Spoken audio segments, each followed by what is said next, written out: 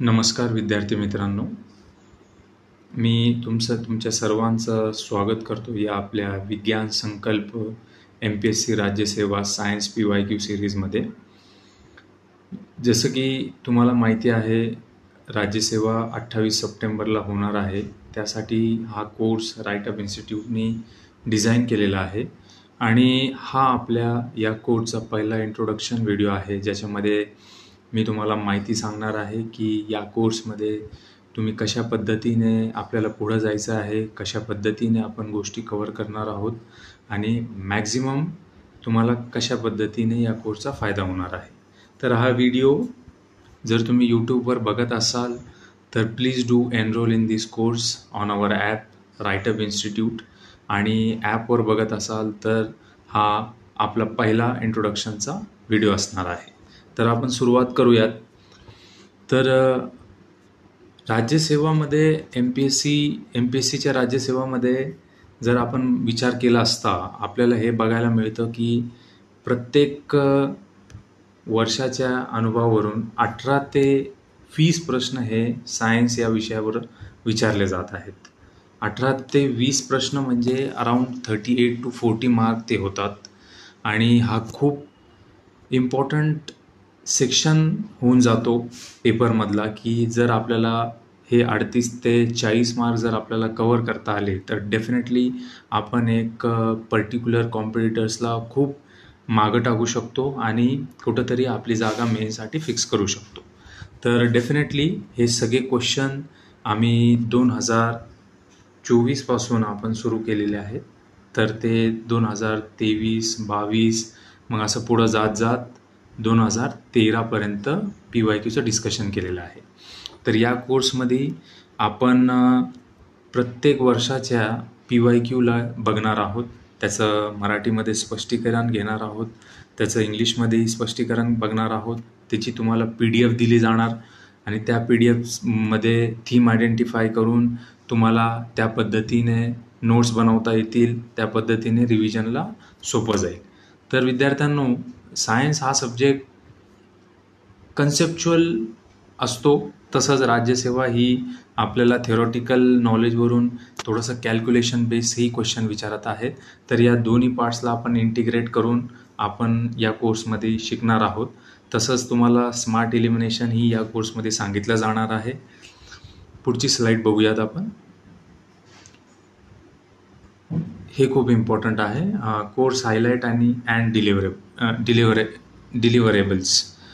So यामध्ये विद्यार्थ्यांनो आपण डेफिनेशन्स आणि कीवर्ड्स, जसं बर्नौलीचा एक क्वेश्चन विचारला होता मागच्या वर्षी, तर त्या क्वेश्चनला आपण जेव्हा स्पष्टीकरण त्याचं बघतो तर मार्केटमध्ये या गोष्टी जास्त सविस्तरपणे सांगितल्या जात नाहीत. त्यामुळे कुठंतरी तो पुढच्या वर्षी जर क्वेश्चन रिपीट झाला तर आपल्याला अडचण येत असते. तर यासारखे डेफिनेशन्स, कीवर्ड्स आपण या कोर्समध्ये कव्हर करणार आहोत. पॅटर्न रिकग्निशन आपण केलेला आहे पास्ट इयरच्या पेपरचा, त्याच्यामधून एक थीम आपण आयडेंटिफाय करून त्या क्वेश्चन्सला डिस्कस करणार आहोत.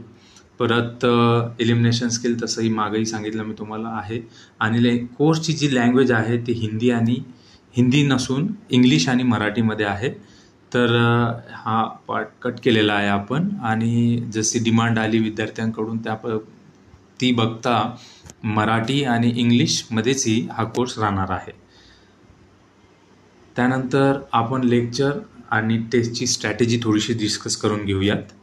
तर याच्यामध्ये बघा विद्यार्थ्यांनो, पहिले लेक्चरची फेज असणार आहे, सेकंड याच्यामध्ये टेस्ट सिरीजचा आपण पॅटर्न ठेवलेला आहे आणि शेवटी फायनल बूस्टर आहे. तर लेक्चरची फेज अशी असणार आहे की 24 जूनपासून पहिला लेक्चर प्लॅटफॉर्मला तुम्हाला बघायला मिळणार आहे. त्या लेक्चरमध्ये आपण 2024चा पेपर डिस्कस केला आहे. 24चा पेपरमध्ये 20 प्रश्न विचारले गेले होते सायन्सचे, प्लस एक जो करंट अफेअर रिलेटेड आहे तो प्रश्नही आपण त्यामध्ये कव्हर केलेला आहे. परत त्याची तुम्हाला PDF मिळणार आहे, प्लस या लेक्चरचं सविस्तर त्याचं आपण लेक्चर घेणार आहोत. आणि याच्यामध्ये सेकंड स्टेज ही आहे की फ्री टेस्ट सिरीज. तर 3 टेस्ट सिरीज आपण याच्यामध्ये फ्री दिलेल्या आहेत. एक मिनिट, मी हे कट करून घेतो. हां, तर फ्री टेस्ट सिरीजचा असं आहे मित्रांनो की 11 सप्टेंबरला आपण फिजिक्स, स्पेस आणि टेक असं स्पेसिफिक सेग्रिगेशन करून ही टेस्ट घेणार आहोत. त्याचं तुम्हाला स्पष्टीकरणही मिळणार आहे, त्याचं डिस्कशनचा व्हिडिओही मिळणार आहे.